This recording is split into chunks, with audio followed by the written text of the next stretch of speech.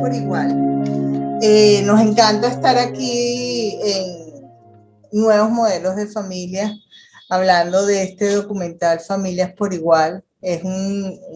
Hace muchos años, cuando se dio el reconocimiento de la ley de matrimonio igualitario en Argentina, hace poco más de 10 años. Posterior a esa ley, los protagonistas, muchos de ellos parte activistas de ese momento, crearon este documental en torno a lo que significó para ellos el reconocimiento de la ley de matrimonio igualitario y las diferentes vidas y las diferentes familias que surgieron y fueron visibles en ese hecho histórico para Latinoamérica y para el mundo. Hace 15 años fue en España, hace más o menos un poco más de 15 años y poco más de 10 años en Argentina, el primer país de Latinoamérica que asume el matrimonio igualitario. Y ver que las familias sean visibles por igual es un hecho que creemos que tenemos que hacer visible en todas las instancias. Lo primero que debo decir es que a mí la película, el documental me conmovió increíblemente.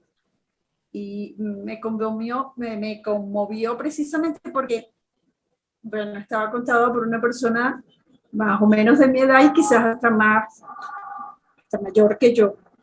Y lo hermoso que se expresaban las hijas, el miedo que ella había tenido inicialmente no le permitió ser feliz hasta que dio el paso.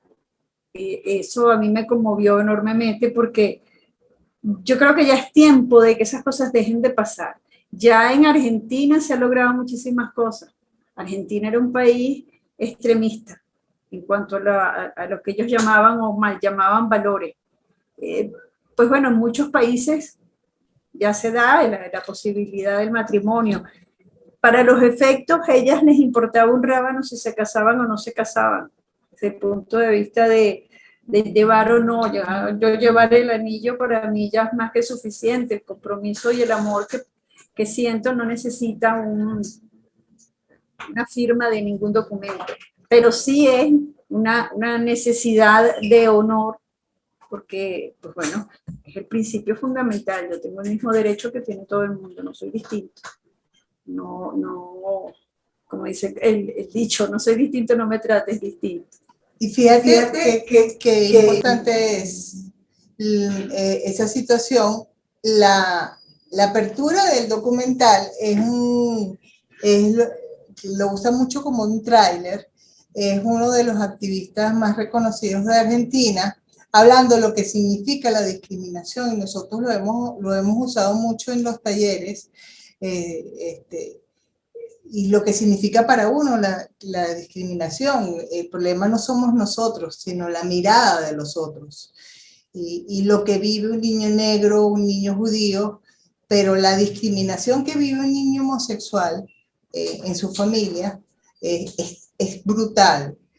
Y la discriminación que viven todos los protagonistas de este documental en las diferentes formas de familia, el muchacho homosexual que adoptó a un niño y después conformó solo familia con el niño y después hizo con una pareja posterior, la pareja que hizo reproducción asistida y la pareja de personas mayores, de las mujeres que fueron pioneras en Argentina, porque creo que fueron las primeras en casarse.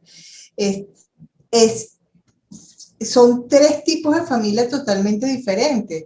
Uno empieza con una familia monoparental, una familia reconstituida porque eran con las hijas del primer matrimonio de una de ellas, y la otra es una familia por reproducción asistida. Entonces ahí tú puedes palpar todo lo que son los nuevos modelos de familia, las diferentes formas de hacer familia, y que todas eran válidas, porque todas surgían y aparecían desde el amor. Esa es la palabra de este documental. Todo es desde el amor. Todo se inicia y se termina desde el amor. Es básico eso que estás diciendo del amor, porque realmente el amor es el que el muchacho habla desde el punto de vista de tenemos que. Las parejas hablan desde el punto de vista de yo me siento feliz, así, estoy enamorada de, es una circunstancia diferente a la de imposición. No, no, es que yo me siento bien y feliz con esta persona. Entonces, el resto bien poco importa, ¿no? Sí, yo creo que todos hemos pasado por la discriminación en la familia antes de afuera, ¿no? Y por eso es que muchos que nos creamos, pues, como el sistema inmunológico con, con respecto a me vale madre lo que piensen otros. Ya con lo que tengo en mi experiencia es suficiente para, para generar cualquier opinión al respecto. Sí, a mí me llamó muchísimo la atención el chico que adoptó al niño. Primero esos procesos de adopción que mucha gente, y sobre todo en este año de pandemia, parece mentira, nos ha dicho cómo adoptamos, cómo hacemos familia, cuál es el proceso de adopción. Hasta una pareja de un chico venezolano en Estados Unidos estaba, tocó la puerta con nosotros porque él quería que adoptara un niño venezolano. Entonces, fíjate que el proceso fue un proceso largo, fue progresivo. Él llamaba al niño, lo veía una vez a la semana y lo llamaba todas las tardes. Después el niño fue a su casa. Fue un proceso de 2, 3 años a través de tribunales. Si bien es cierto, las instituciones sabían que él era homosexual, fue un proceso que se vivió progresivamente con los psicólogos y con la familia. Y aquí en Venezuela no es diferente. Aquí en Venezuela conocemos y sabemos de muchas personas homosexuales, lesbianas, que han adoptado, por supuesto a título individual, porque en ese momento cuando él hizo la adopción no existía la ley, y hizo su adopción individual a título personal. Y no había ningún impedimento más allá de los prejuicios que algunas personas dentro de las instituciones pudieran tener, pero muchas veces eran menos de los que él esperaba. Y él vivió ese proceso como con alegría, con felicidad. El asunto que es un proceso que no es, voy a tener un muchacho y todo el mundo espera, trata de salir embarazado y espera los 9 meses y tampoco es así tan instantáneo como uno cree. ¿No? Y todo lo que secunda, bueno, ya somos madres, por lo menos la última pareja de chicas que dijo, bueno, sí, ahora somos madres, pero yo no tengo, pero ella no tiene mi apellido, todavía falta otro paso. O sea, sí, estamos casadas, sí, como no, tal, bla, bla, bla, pero ella no puede tener mi apellido. O sea, mi mujer me tiene que dar la autorización para ir a buscar al cole, para ir o sea, son muchos, son como muchos pasos por saltar, ¿no? Ahora falta ahora falta que mi hijo tenga derecho a mi testamento y todo lo demás. Bienvenida, Yauri. Hola, Yauri. Lo que te estás diciendo es muy cierto, Jordi. Justamente hablábamos Ana Margarita y yo eso, tantos papeles que tenemos que firmar para evitar que Javier Eduardo, en su condición de discapacitado, sin importar la edad que tenga, no se vaya a quedar guindado por un brazo. Hay tan poco apoyo a los hijos de las parejas homosexuales acá en Venezuela, ¿no? Que no estamos sufriendo los LGBT nada más, es que lo sufre también la familia, nuestra familia. O sea, tanto las familias de nosotros como padres, madres, hermanos, etcétera, como la constituida por nosotros, hijos, etcétera. Sí, no. Sí, nosotros hace 20 años teníamos el gran temor de Javier, qué iba a pasar con Javier. Hicimos aquella cantidad de papeles, documentos, poderes económicos, sucesoriales, médicos, para proteger a Javier. Y ahorita, por las circunstancias de Javier, estamos en otra disyuntiva. No hay matrimonio igualitario, no hay reconocimiento pero así lo hubiese. En la condición de él, si nos pasa algo a nosotras, ¿quién pudiera ser, por ejemplo, un tutor de Javier en su situación? Entonces, uno como madres siempre está en función del bienestar. Mi suegra siempre decía, tú como padre, como madre, siempre lo que tienes son obligaciones para con tus hijos, responsabilidades para con tus hijos.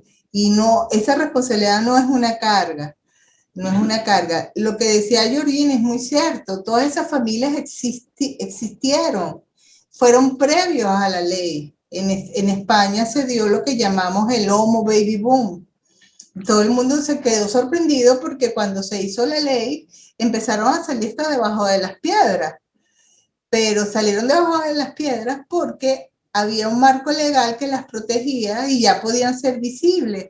Entonces yo no tenía el temor que mi hijo iba a ser discriminado o sacado de un colegio, o que mi hijo iba a ser, me lo iba a quitar su padre, que era el progenitor, porque fue fruto de un divorcio previo, de un matrimonio previo. Entonces, había una cantidad de circunstancias en España. Yo vi a familias enteras hipotecar su casa para poder hacer procesos de subrogación, vientre subrogado en Estados Unidos. Y eran $80,000, $120,000. Entonces era como una locura, era como un boom. Y yo decía, todos querían ser padres en cualquier forma. Era una convención que había más de 400 familias de toda la Unión Europea. Entonces había de todo, pero básicamente pagaban lo que fuera por ser padres. Bueno, el principio básico es, ok, estás discriminándome a mí por ser madre lesbiana o estás discriminando a mi hijo por ser hijo de una lesbiana. Ese punto es clave, es básico. O sea, son los hijos a los que estamos, cuando hablamos de familias homoparentales, realmente no es a la pareja a la que se está discriminando a la familia de esa pareja. A esos muchachos que bien poco, no llamemos culpa porque la palabra no es culpa, pero que no son ellos los responsables de la sexualidad de sus padres.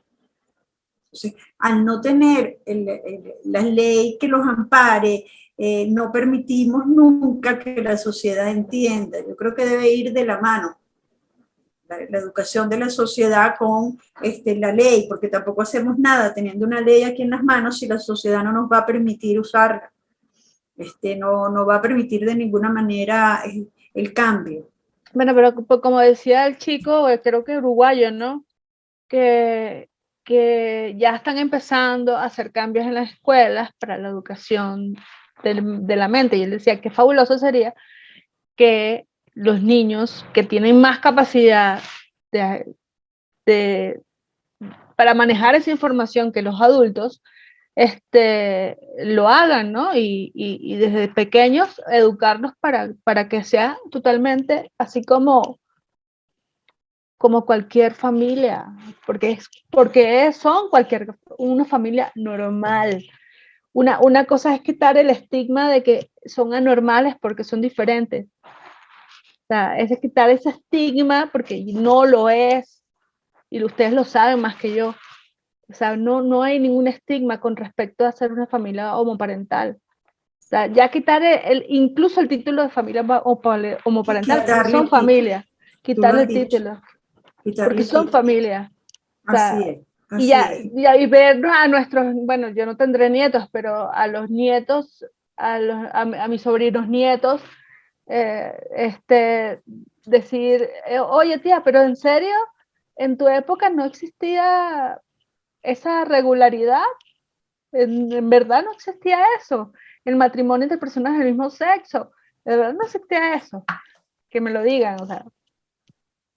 Perdón, disculpa, dejé abierto si no me cuenta. Hay una cosa que pasó hoy para que tú veas que sí, es una cuestión de necesidad de educación.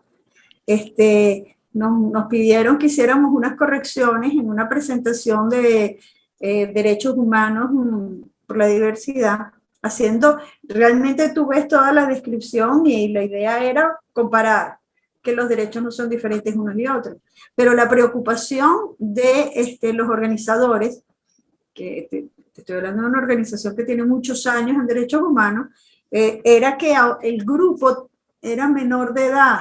¿Qué pasó? El grupo era menor de edad, menor de edad no, tenía entre 14 y 16 años. ¿Y qué podía pensar la familia? Si había necesidad de solicitar es que el discurso era absurdo, un poder para que se diera esa clase, ese taller en el colegio. Lo primero que les hice ver es, mira, conozcan las leyes. Si se dicen defensores de los derechos humanos, conozcan las leyes venezolanas. A los 14 años el muchacho puede tomar la decisión. No es ni el colegio ni los padres los que toman la decisión. Ah, es verdad. O sea, lo primero es lo primero. Claro. O sea, y después, que si nos ponemos a ver, no es que nada más el cuarto y quinto año. Perdóname, cuarto y quinto año me estás hablando de muchachos entre 14 y 16 años. Hoy por hoy los muchachos no se gradúan. Sí, y los 17 años, hasta 18. Claro, pero los muchachos no se gradúan hoy a la edad que nos graduábamos antes. No, ahora a los 14 años ya están entre cuarto y quinto año. Entonces, oye, entonces quiere decir que no voy a educar a ninguna edad porque o son muy jóvenes o son muy viejos. Es el principio fundamental. La educación tiene que constituirse desde que estamos en pañal. ¿Y quiénes somos los que nos educamos a nosotros mismos? Sí. Los padres. Si no tenemos padres, no tenemos nada. Pues. O sea, así de sencillo. Sí, diga. Sí. Fíjate que es importante, y ya Aurea a lo mejor no sé si el micrófono de ella funciona, ojalá sea así. Negrita, quiero escucharte. Sí, queremos escuchar a la negra y ojalá verla. Pero fíjense que es importante que nuestros hijos naturalizan las circunstancias. A nosotros nos pasó mucho con Javier. Para Javier era un proceso fluido, natural, porque era un cotidiano en la casa. La normalización, digamos que de alguna manera no estaba muy, no estaba fuera de los estándares que la gente espera. Y esa normalización nos lleva muchas veces a naturalizar. Fíjate que en una de las escenas decía, pero viste que tengo dos mamás, para la niña era normal, para nuestros niños para los normal. amiguitos. Sí, y para los amiguitos. Para el cuento de Javier, y lo hemos dicho muchísimas veces, el cuento de Javier era porque todos sus compañeros querían ser como Javier.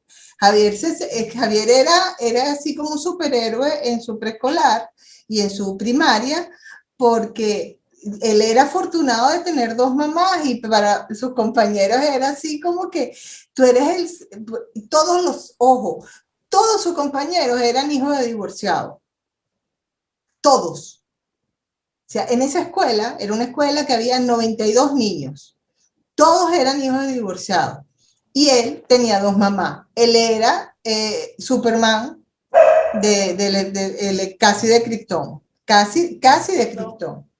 Pero fíjate la diferencia.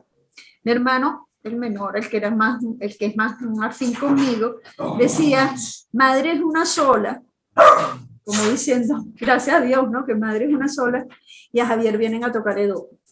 Él lo veía como qué bola, Javier Eduardo tiene dos mamás, pobrecito. ¿Ok? Y en el caso del colegio de Javier Eduardo, ¡wow! ¡Qué chévere! Yo quiero ser como Javier Eduardo con dos mamás. Que uno cuando estaba aborrecente, porque esa es la palabra, aborrecente, uno decía, madre solo hay una y me tocó a mí. Pero no, o sea, porque uno de adolescente, pues, todo te parece balurdo, pero no es así, es al contrario. De chamos, como los compañeritos de Javier, aprecian más ese tipo de cosas, porque dicen, coño, tiene dos mamás, qué bolas, qué recha. Sí, una de las cosas importantes del documental fue cómo el activismo en Argentina, y ahí sí tengo que hay que quitarse el sombrero, la verdad, se involucró, las familias se involucraron en el proceso de exigencia de sus derechos. Algunas caras fueron visibles, estaba María Rachid, estaba este muchacho que adoptó al niño y que hizo un discurso. Y si uno, siempre que nosotros damos clases, sobre todo preparamos activistas de derechos humanos jóvenes, le decimos que una de las tareas obligantes es ver los debates que hubo en el Congreso de Argentina, en el Congreso en España, cuando se declaró el matrimonio igualitario, y en el mismo Congreso de Uruguay, cómo eran los pros y los contras, cómo defendían la causa los activistas, y no solamente los activistas, los políticos que estaban empoderados en aquel momento, porque había una institucionalidad que hizo motor de eso. Años antes de ese proceso, nosotros fuimos parte del concurso del cuento de Javier. Se creó una institución que se llama el INADI, que es una institución contra la discriminación, y esa institución, que es un instituto autónomo, cosa que los venezolanos extrañamos hace muchos años, los institutos autónomos, era para todo tipo de discriminación. Y ellos como ente adscrito al Estado, impulsó la ley, impulsó el reconocimiento de la ley, hizo concursos de cuentos infantiles para que en las escuelas hubiera material, para que los niños pudieran leer, y pudieran tener referentes para la familia. Se hicieron concursos de cuentos, concursos de historia, hubo todo un impulso no solamente mediático, sino de las organizaciones y de las parejas visibles para construir referentes para ello. Lástima que Yauri no tenga tanto que tiene que decir. Yauri no tiene micrófono. Ay, negra, qué cosa tan... Ay, te voy a extrañar mucho en esta discusión. Entonces, ese fue un proceso social que se validó con el reconocimiento del matrimonio y con la ley y con el debate, pero hubo toda una acción de empatía social hacia las circunstancias que se construyó socialmente, y no es que haya un diputado LGBT. No, porque por ejemplo la presidenta del INADI no era LGBT, o sea, como que no hace falta ser de la causa para ser parte de la causa. Y creo que es una de las cosas que aquí todo el mundo cree que va a venir un superhéroe LGBT en la Asamblea Nacional y él va a ser responsable y es el que va a dar todos los cambios. Eso es mentira. Y mientras la sociedad y nosotros los protagonistas no nos comprometamos con una causa como esta, vamos a seguir siendo invisibles. Argentina realmente involucró, fue así, involucró a toda la población. A los padres. Al ser involucrada la población, eso es así como un boom, va siendo así, boom. Porque los demás países ha sido lo que yo comentaba. Ok, cambió la ley por imposición y no por educación. Argentina fue a través de la educación y no de la imposición. Ciertamente los países que han logrado, o en los que se ha logrado el matrimonio igualitario, gracias mi amor, tienen la cuestión de que es socialista. Son países socialistas, entre comillas. España, no sé qué más. Los Estados Unidos no era socialista cuando cayó en el cuento.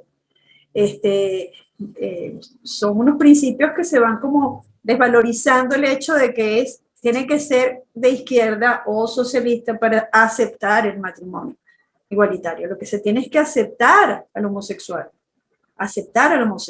En nuestro caso estamos ¿cómo se llaman? Batallando por estos nuevos modelos de familia, pero es que dentro de los nuevos modelos de familia no solamente están las familias homoparentales, están las familias, por ejemplo, monoparentales. Bueno, y la señora que está solita con su hijo, bien porque lo quiso tener sola, bien porque el marido murió y ella se quedó sola, por la razón que sea, es una familia monoparental. Y hasta hace muy poquito tiempo a esa familia monoparental, si no era por, ¿cómo se llama?, viudez, era mal vista. O sea, que queramos o no queramos, la sociedad seguirá avanzando, seguirá definitivamente avanzando. Desgraciadamente aquí en Venezuela existe ahorita el hecho de que, bueno, yo podría con mi esposa, pues adoptar o tener un hijo, incluso con el vientre, ¿cómo que se llama ese?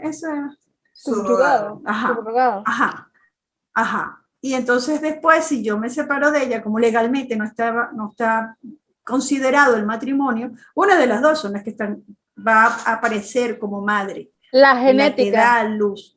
Exacto, la que da luz. No, ni siquiera la genética. No, la que da luz, la que pare. Claro, porque pueden ser los genes, o sea, las gestantes, sí. pueden ser los genes de la otra. Sí. La gestante, gracias Yauri, mi amor, la gestante. Ella me va aclarando aquí las cosas. Que no tiene micrófono, ya, negrita, te queremos todas te queremos mucho. Oye, sí, sí. Pero ella va aquí contando los cuentos, Sí, ella está aquí contando los cuentos. Sí, fíjate que importante eso, que en Venezuela es la gestante.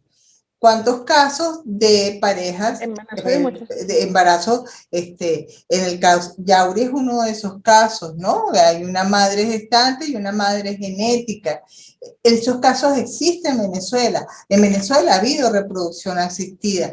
Es particular que a nivel del TCJ, el único caso que hay de referencia de vientre subrogado, que supuestamente es ilegal en Venezuela, porque tú no puedes traficar ni negociar a través de un vientre ni alquilarlo, como dirían vulgarmente, es un caso de una pareja heterosexual.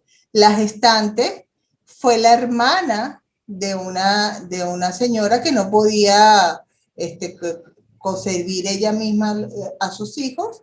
Ella dio los óvulos, su esposo dio el esperma y su hermana fue la gestante. Y para que saliera de la clínica con el nombre de su mamá y no de su tía, hubo una sentencia del TCJ. Entonces, el caso de Melgiví es un caso excepcional. Y Magdimar, pero ese caso yo creo que fue más por quién era y el entorno social. Elena hablaba del socialismo. Yo creo más en los países progresistas que en los países socialistas. A mí me van a matar los socialistas argentinos si escuchan esto, pero si no se hubiera dado aquí en Venezuela, porque contraviene toda la teoría política venezolana, el hecho de que aquí no se hayan logrado los cambios y en países como Argentina y Uruguay sí, y hasta el mismo Chile y Colombia a través de la Corte. Entonces, el hecho de lograr cambios legales, yo voy más de la mano del concepto del progresismo, porque fíjense, en Europa ahorita está habiendo un retroceso y hay una alarma brutal en países como Polonia, en los países de lo que llamaban de la cortina de acero, que habían entrado en la Unión Europea, habían dado un paso adelante, pero están retrocediendo. Entonces, ¿son verdaderamente socialistas? ¿Son progresistas o son países retrógradas? Entonces, eso a veces hay que ponérselo a pensar un poco cuando ponemos en la palestra normas como esta que en Venezuela no se... Estamos en manos de gobiernos. Básicamente estamos en manos de gobiernos, otras personas dirán en manos de política. La política es la que es el socialismo, el comunismo, es otra cosa. Capitalismo. Pero estamos en un espacio básicamente, en el caso de Venezuela, por ejemplo, casi que no podrías decir que estamos en un país donde hay una población, que esto es un estado. estamos hablando de un gobierno. Y es ahí a donde yo me refiero. Venezuela nunca la vamos a poder ver como un país socialista, un país gubernamental. El gobierno es el que es socialista, y yo creo que Yauri me va a matar a mí. O sea, es el principio fundamental, ¿no? Además, no puede ni tiene por qué ser el gobierno el que determine ese cambio de ley, porque recordemos que el Estado es el que está conformado por los diferentes poderes. Entonces, todos los poderes deberían de estar dando ya la pauta. Y todos los poderes en un país como Venezuela están en manos de un gobierno y no del Estado. Y entre el Estado está el pueblo. Aquí también hay que tomarle, la gente empieza a echarle, todos los demás son culpables. Entonces, la iglesia es culpable porque la iglesia tiene más poder. En Venezuela hay movimientos religiosos de toda índole y parece mentira. La iglesia católica es menos reactiva a estas circunstancias que otros tipos de religiones o creencias. Después está la gran ignorancia de nuestros políticos y de nuestro país. Yo creo que gran parte de todo este sistema es que cuando tú pones a un pueblo en la ignorancia y lo pones sumiso a una doctrina o a unos dogmas que desconocen al ciudadano y desconocen los derechos de los ciudadanos, los avances siempre van a ser más lentos, ¿no? Y el otro es el miedo, es la otra pata de ese triángulo, es el miedo a la discriminación, el miedo a perder el trabajo, el miedo a la familia, el miedo social, laboral, económico, toda la incertidumbre que tenemos ahorita como ciudadanos, tenemos ese gran temor.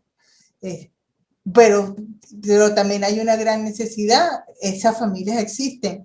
No es casual que muchísimas de las familias que conocemos, homoparentales venezolanas, que hayan tenido niños pequeños, la mayoría de ellos no estén en Venezuela, por la circunstancia país, porque para velar por la integridad y por la seguridad de esos niños, yo si fuese madre y tuviera a Javier pequeño, yo también hubiera buscado la forma de sacarlo de Venezuela y hacer familia afuera.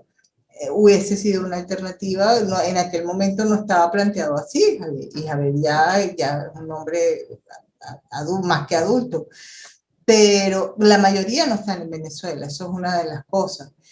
Pero nosotros desde enero de este año y desde la pandemia, desde todo lo que es la pandemia, es impresionante. La segunda causa de búsqueda, concepto de búsqueda en la página web de Fundación Reflejo es vientre subrogado, familias LGBT, familia reproducción asistida. Esa es la segunda, el tema de búsqueda en nuestra página web. Ok, disculpa que no estaba pendiente del micrófono. A mí me cuesta mucho esta lavatida todavía. Ajá. La mayoría de los países en los que se ha logrado la aceptación del matrimonio igualitario y por lo tanto el modelo de familia homoparental es absolutamente aceptado, son los países en donde el grupo LGBT se unificó y armó peo. Así de sencillo. O sea, se levantó y hasta que no fue escuchado, no se quedaron callados. Pues. Tú me dirás, bueno, ahorita está la COVID, sí, pero es que la COVID está ahorita. ¿Cuántos años llevamos esperando que alguien diga que nos va a dar la oportunidad a través de las leyes? Somos nosotros los que tenemos que exigir las leyes, de eso no cabe la menor duda. Entonces, si seguimos trancados en el miedo, ¿hasta dónde vamos a salir? O sea, fíjate que en la cantidad de veces que decían, ay, necesitamos a otro grupo familiar para la entrevista. Y le preguntábamos a los que sabíamos que había 100 grupos, no, todos iban diciendo que no. Entonces, si nos damos la cara, ¿cómo vamos a exigir? ¿Qué vamos a lograr? ¿Qué vamos a lograr? Es así. En España nomás hay que hacer el seguimiento. En España se armaron unos peos bien buenos. ¿Okay? Bien buenos. Y en los Estados Unidos se levantaron hasta que, bueno, ellos han seguido levantados. En México, en todos los países, en Colombia, se dieron a entender, o sea, replicaron ante toda la sociedad. Por eso es que digo, si estamos hablando de Estado, tienen que considerar a la parte social y dentro de la parte social a los que necesitamos y exigimos nuestro derecho. Dígalo pues. Sí, y esto viene mucho lo que llaman la agenda gay. Porque sí, tú sabes que había unos religiosos que nos decían que nosotros teníamos la agenda gay y en Trinidad y Tobago decía cuál era mi agenda gay, que nosotros tenemos una agenda que era comprar galletas, luchar, defender compartir con la familia y luchar por nuestros derechos. La agenda gay, yo creo que la agenda de las organizaciones LGBT, cada quien tiene su agenda política. Nosotros vamos a hacer un mea culpa como Fundación Reflejo Venezuela. Nosotros, por la circunstancia del país, nos apartamos de la agenda política, del proselitismo político, porque sentíamos que eso era un terreno desgastante humanamente para nosotras como activistas, emocionalmente, económicamente y hasta de nuestra seguridad y nuestra integridad física, porque fuimos hostigadas y amenazadas por tener una incidencia política en ciertas instancias de las organizaciones. Entonces nos delimitamos a hacer nuestro trabajo de educación, de sensibilización, de apoyo y de formación. Entonces, educar, formar e informar siempre fue nuestro objetivo y fue nuestra línea de acción. La incidencia política fue un terreno muy rudo, muy álgido. Fuimos a asambleas nacionales, Elena tuvo derechos de palabra, fue la primera que tuvo LGBT que tuvo un derecho de palabra en la Asamblea Nacional.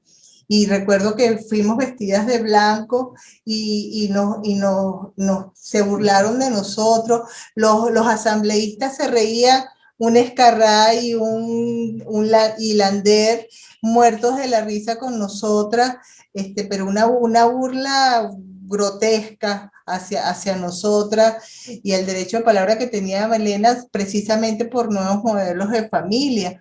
Y nos decían adecas porque estábamos vestidas de blanco. Estoy hablando del 2008, 2000, no antes, 2004, 2006, 2007. Y fue un terreno muy árido para nosotros. Pero hay que reconocer, en Argentina todas las organizaciones y todos los activistas decidieron, primero es matrimonio igualitario, después derechos de personas trans, después crímenes de odio, y ellos establecieron las prioridades para su agenda. Hay una cosa que estabas diciendo que lo anoté antes de que se me olvidara, que era que nosotros no hacemos proselitismo. Es que no haremos jamás proselitismo. El proselitismo es hacer publicidad a un partido político, no a una causa. El hecho de que hayamos salido en la televisión ya significa que estamos dando la cara en una causa, que es muy distinto a ponerme ante la pantalla a decir es que tal partido o es que tal gobernante me va a dar la posibilidad. No, proselitismo es hacer publicidad de un partido o político o religioso. Nuestra causa no tenía absolutamente nada que ver con el proselitismo. Yo no le hacía publicidad a nadie. Pero si yo tenía que hablar mal, o si tengo, que no me he muerto todavía, o si tengo que hablar mal, hablo mal de una iglesia, de algún componente de una iglesia, de algún gobernante, de algún partido político. Yo lo hago porque lo tenemos que hacer. Pero eso no es hacer proselitismo. Proselitismo es decir, yo estoy a favor de algo no sé, un partido político o una iglesia que determine una causa que va en contra de lo que estamos buscando como derecho humano. Pues. Pero tenemos que reconocer algo. Nuestra integridad física se vio violentada, fuimos hostigadas. ¿Se vio? Sí. Y todavía en muchos ámbitos del activismo lo es por una causa o por otra. Entonces, educamos porque creemos en la familia como los agentes de cambio y si nosotros podemos cambiarle la vida, y como decían por ahí ciertos religiosos, le tocamos el corazón a una sola persona y esa persona realice un cambio para bien, nos damos por servida. A lo mejor vamos tomamos la ruta más larga, duramos la ruta menos expedita y menos protagonista, pero la incidencia política definitivamente en la situación que está el país y por la integridad sobre todo de nuestro hijo y por lo que ha pasado él y hemos pasado nosotros, no, para nosotros no es la solución. Seguir educando, sí, seguir haciendo este tipo de cosas que van a quedar grabadas y vamos a transmitir y a vocear por todas partes, por supuesto. Este es un proyecto que muy pequeño, pero que queremos que crezca con el apoyo de todos, gracias al apoyo de la Unión Europea, y queremos que los nuevos modelos de familia sean visibles.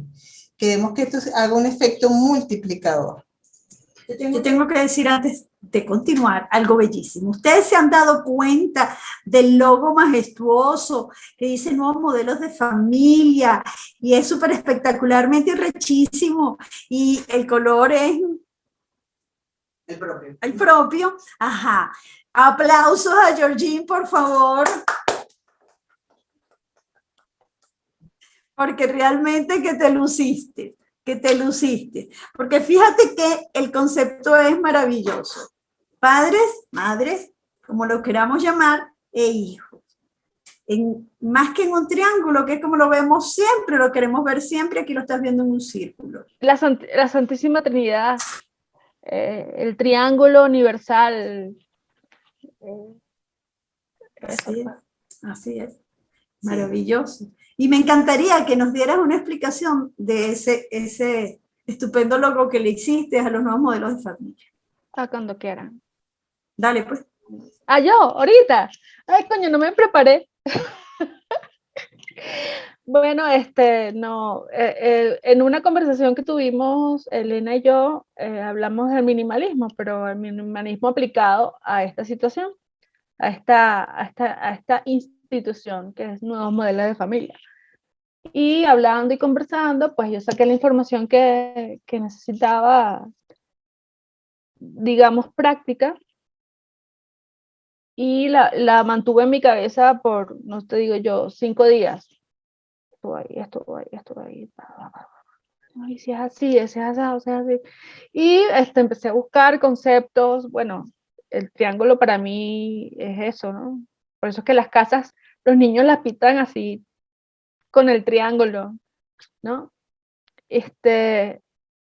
Sí, exacto. Y no te escuché, pero te entendí perfectamente. Y Ana Margarita cambió el logo antes de que tú terminaras de dar la explicación del primero. Porque está la familia de más de 2 personas y la monoparental. Mono, y falta ahí la que es por especie, porque es la mía, que es por especie. Como biodiversa. Sí. Aunque somos 2 animales. Y bueno, lo que estaba explicando. La conceptualización básica de que familia es todo aquel que convive bajo el mismo techo como parientes, no siendo parientes, sino como parientes. Como parientes. Es que yo también estuve buscando conceptos por internet y me parecían un poco escuetos, ¿no? Terminologías. Y yo decía, bueno, se ponían el orden es superfamilia, familia, subfamilia, tribu, subtribu y género. Ok. Pues Pues nada, está bien, pues. Pero hablando del concepto del logo, porque el morado y la degradación, porque el morado, aunque no se crea, es neutro y engloba a todos los otros colores. Y por eso el arco iris empieza por el morado y termina por el rojo. Y pues puede ser cualquier color que le pongamos, cualquier figura textura que le pongamos, pues, pero la base es esa. Y bueno, ya terminé de hablar. Fíjense algo que para mí es muy importante. Creo que por el censo, en el censo del 2011, supuestamente ahora en el 2021 tendría que haber habido un censo nacional, por la situación país dudo que lo haya, pero en el 2011, cuando se hizo la pregunta a las familias homoparentales, que se logró con mucho empeño de una afirmativa, y el INE hizo la pregunta y muchos de nosotros obligamos a los que estaban haciendo la encuesta que mira, no me preguntaste si vivo en una familia homoparental, pregúntame, son dos personas del mismo sexo, mi respuesta es que sí. Más de 7.000 familias dijeron que sí, que vivían en familias como las nuestras. Y esa pregunta, hasta la pregunta la eliminaron. O sea, no solamente la respuesta, porque el INE dijo que no era probabilístico, eso por una parte, pero el hecho de ser visible, de construir familia, es muy importante, y buscar una visibilidad de esta forma, y las familias monoparentales, que es el otro logo, resulta ser que las familias monoparentales constituyen más del 45% de las familias venezolanas. Entonces, si las familias monoparentales son tantas, o sea, las famosas familias de madres solteras, que en Venezuela es una constante brutal, y en muchos países de Latinoamérica. Entonces, yo creo que es un poco haciendo gala de ese concepto también de familia. A ver, que ya me hace una señal y no sé de qué carajo me estaba hablando, Margarita. Recuérdame qué significa cada señal. ¿Puedo decir algo? Claro, claro. Antes de que se me olvide, porque tú sabes que yo soy una señora mayor y se me olvidan las cosas. Lo que Anita ahorita decía algo así como que no, porque no era conveniente.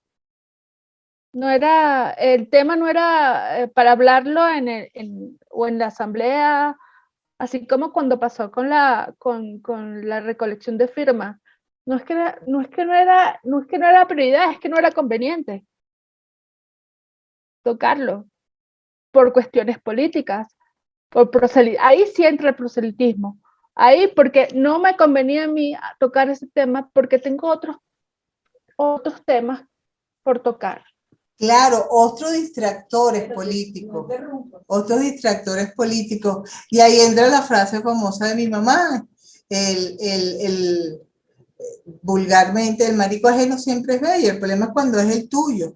Entonces, reconocer al propio es como un poco escolloso, ¿no? Es como reconocer culpas y reconocer fallas, ¿no? Es que la culpa, cuando hablas de culpa, qué flojera. Culpa y lucha son cosas que tenemos que eliminar del vocabulario si queremos los logros que estamos buscando, ¿no? Y como hablamos al principio, quitar el término de familia homoparental, porque al final somos familia. Es lo importante, ¿no? Claro, claro. Bueno, yo los invito a todos a que lean el artículo. ¿Ya lo montaste? Sí. El artículo que está en la página justamente que habla de eso, hasta cuándo vamos a seguir llamándonos diferentes, que eso más que unificarnos lo que está es... Nos aparta.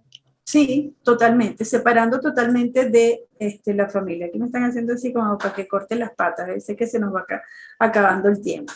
Hay algo que sí es definitivo. Vamos a seguir dando la cara y vamos a seguir enfrentándolo porque son nuestros derechos los que estamos buscando, o buscando que se cumplan, ¿no?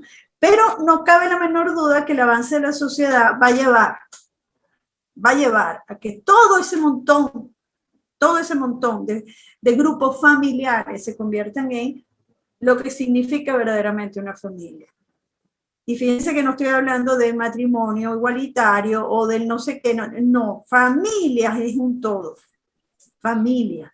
Y como decía Georgine, hablar de conceptos de familia debería de ser uno, y lógico, que fuera lógico. Los conceptos que uno consigue en internet son absolutamente ilógicos. Y si te vas a conceptos desde el punto de vista religioso, desde el mismo punto de vista político, te encuentras entonces desastres aún mayores. Porque entonces la familia, el matrimonio es exclusivamente para ser muchachito. Espérate un momentico, eso no tiene ningún sentido. Ya por lo menos hoy por hoy la sociedad ya ha excluido esa realidad. Entonces, mira, queramos o no queramos, los países en los que no hay todavía, no existe el matrimonio igualitario, no hay forma de que nuestro modelo de familia sea considerado igual, bueno, la sociedad lo va a ir empujando, queramos o no queramos. Ustedes me dirán, bueno, Elena, pero desde que la fundación comenzó estás diciendo lo mismo. No han pasado sino 14 años. Ustedes no se pueden imaginar la de años que las que estamos buscando los derechos feministas en contra de las agresiones hacia la mujer, hemos estado trabajando. Así que yo creo que esto es una cuestión que tenemos que seguir adelante y no cruzar los brazos, porque si no pueden ocurrir eventos de retroceso. Todo el mundo dice, si la Constitución se adapta y acepta el matrimonio entre personas del mismo sexo, ya no podrá irse para atrás. No, sí se puede hacer. Sí. Entonces, es una constante. Logro es un avance, pero no podemos decaer porque si no ese avance puede otra vez irse para atrás. Sí.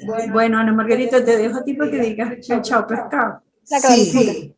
Yo, la verdad que nosotros estamos felices con este proyecto porque este proyecto fue de alguna manera el propulsor o la razón por la cual existe Fundación Reflejo de Venezuela. Fundación Reflejo de Venezuela surgió como un proyecto de familia.